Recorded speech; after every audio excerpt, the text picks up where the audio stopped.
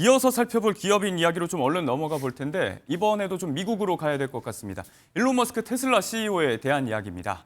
세계 최초의 조만장자 타이틀을 눈앞에 두고 있다는 보도가 나오고 있습니다. 일단 그 배경으로는 아직 상장도 전인 이 우주 탐사 기업 스페이스X가 있는데 상장 전에도 불구하고 이미 기업 가치가 어마어마하게 올랐다는 평가에 관련 보도가 있어요? 이 지난 8월에 4천억 달러 가치를 받았었거든요. 근데 4개월 만에 이제 한 8천억 달러 정도 될 것 같다라는 얘기가 나오고 있고요. 상장하게 되면 1조 5천억 달러까지 갈 수도 있다라는 얘기가 나오고 있습니다. 근데 스페이스X 같은 이런 어떻게 보면 비상장 기업 그리고 막 성장하는 기업의 경우에는 이 최대 주주, 창업자라고 하는 사람들이 이제 지분을 팔아가지고 투자금을 유치하기 때문에 지분율이 굉장히 낮은 경우가 많아요. 그런데 머스크 같은 경우에는 스페이스X 지분 약 42%를 보유하고 있습니다. 예, 그렇더라고요. 그러면 이게 만약에 상장해서 1조 5천억이 되면 1조 5천억 곱하기 4하니까 6천억 달러 자산이 생기는 거예요. 그만큼만 불어나는 거죠. 예, 맞습니다. 그러면요, 지금 원래 머스크가 갖고 있는 자산, 그러니까 테슬라의 지분 가치 등을 다 합치면요, 와, 우리는 아마 살아생전에 조만장자를 볼 것 같은 가능성이 있습니다. 1조 달러 자산 가치가 머스크가 넘을 가능성이 크다. 1조 달러면요, 우리나라 돈으로 약 1,500조 원입니다. 이게 우리나라 1년 예산보다도 많죠. 이걸 아마 볼 가능성이 있다라고 봅니다. 내년에 IPO를 또 목표로 하고 있는데 1조 5천억 달러까지 안 되더라도 한 1조 달러만 넘어도 이게 좀 어느 정도 달성이 될 것 같다. 이런 전망이 나오고 있는 상황입니다. 일단 말씀하신 대로 우리 돈으로 거의 한 1,470조 지금 환율로 가늠이 안 되는 숫자인데 포브스 집계예요. 이게 세계 2위 부자가 구글 공동 창업자인 레리 페이지인데 이미 이 스페이스X 상장 전의 액수만 비교를 해봐도 4천억 달러 이상의 격차가 벌어질 정도로 이제 압도적인 부자라는 거예요. 그럼요. 지금 레리 페이지가 한 2,520억 달러 정도 되니까 지금 일론 머스크 재산이 약 6,700억 달러라는 거잖아요. 그렇죠.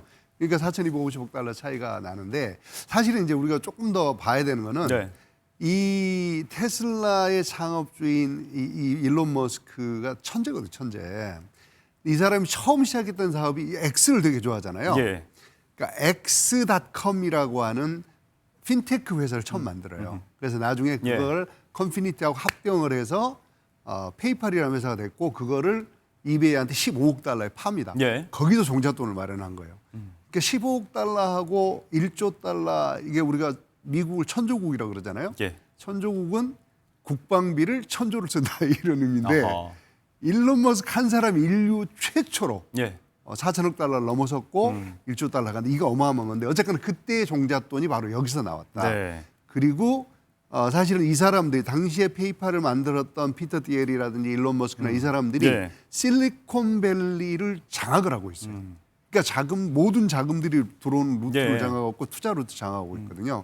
그래서 사실은 꿈을 꿀 수 있고 새로운 스페이스X 같은 회사를 만들 수 있고 스타링크 전 세계를 위성으로 다 연결하겠다라고 하는 7만 개의 위성을 갖고 하는 스타링크, 뉴럴링크 사람과 컴퓨터의 사람의 뇌와 컴퓨터를 연결하겠다는 이 어마어마한 프로젝트들을 지금 하고 있는 거거든요. 아마 제가 보기에는 조만간 2조 달러 넘어가지 않을까 싶습니다.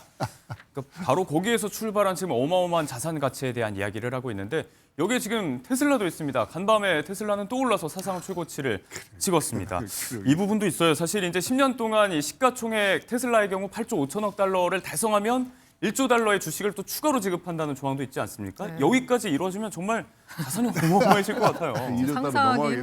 상상하기 힘든 아마 자산 가치가 될 것 같고요. 테슬라 주가 차트 지금 보고 계신데요. 차트를 보시면 사실 올해 테슬라 별로 안 좋았어요. 그러니까요. 지금 사상 최고가 경신했다라고 하는데 그 직전에 사상 최고가를 기록한 게 지난해 12월 17일입니다. 그리고 올 들어서 주가가 많이 빠졌었어요. 맞아요. 뭐 여러 가지 일이 있었죠. 사실 그 머스크 같은 경우에는 기업 활동에 전념을 해야 되는데 너무 정치 활동을 하다 보니까 오너 리스크 얘기가 가장 많았어요. 네, 약간 기업은 뒷전인 경향이 있었고요. 또 여기다가 이 전기차 불매 운동, 테슬라에 대한 전기차 불매 운동까지 벌어져서 전기차 매출은 지금도 실제로 매출은 줄었어요. 전기차 자체 섹터에 대한 매력이 좀 떨어졌다고 향후 하고요. 기대감 때문에 올랐는데요. 이 테슬라 주가가 사상 최고치를 경신하면서 사실 우리 서학개미들 입장에서도 상당히 웃음을 짓게 할 만한 소식인데요.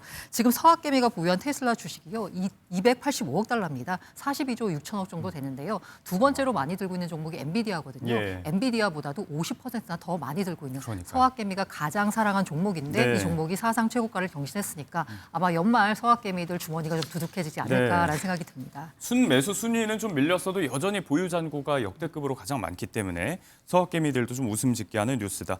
앞서 말씀하신 대로 테슬라는 올해 정말 많은 일이 있었습니다. 트럼프 행정부 초기에는 도지수장을 맡으면서 그야말로 대통령과 가족같이 지냈다가 이후에 또 갈등을 겪으면서 주가가 또 롤러코스터를 탔던 올 한 해였는데 이 와중에 저희가 하나 또 흥미롭게 볼 이야기가 한 인터뷰 내용이 한 외신 매체를 통해서 공개됐습니다. 이 수지월스 백악관 비서실장의 인터뷰 이야기인데 트럼프 대통령을 두고 이제 알코올 중독자 성격을 지녔다.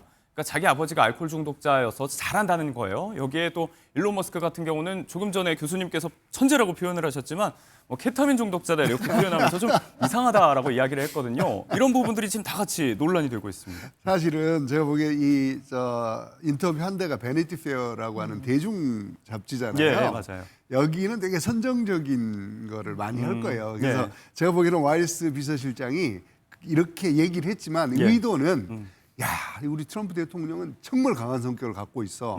우리 아버지 봤는데 어머 유명한 사람이잖아요. NFL 예. 최고 플레이어도 했고 앵커이기도 맞아요. 스포츠 앵커이기도 했고 굉장히 강한 아버지 밑에 자랐는데 그 아버지가 알코올을 많이 마셔서 그래서 이제 사실 그런 얘기를 한 거거든요. 그래서 트럼프 대통령이 오늘 그 얘기 했잖아요. 예.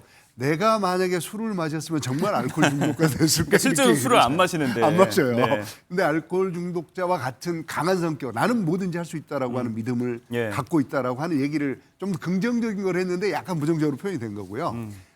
이 일론 머스크 같은 경우는 정말 천재거든요. 근데 그 정도 케파민 중독일 정도로 일을 열심히 하고 아이디어가 반짝거리고 사람들하고 얘기할 때만 얘기 막 예. 한단 말이에요.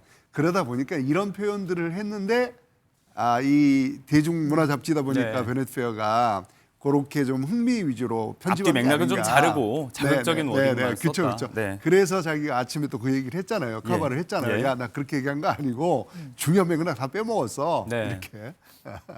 수지와이스 실장이 말씀하신 대로 이제 SNS를 통해서 뭐 꾸며진 악의적인 기사다라고 또 해명을 하기도 했고 백악관 측의 두둔도 이어지고 있는데 조만장자를 눈앞에 둔 머스크 CEO와 관련해서 행정부, 트럼프 행정부를 둘러싸고 불거진 의혹에 대해서도 저희가 이야기를 좀 해봤습니다.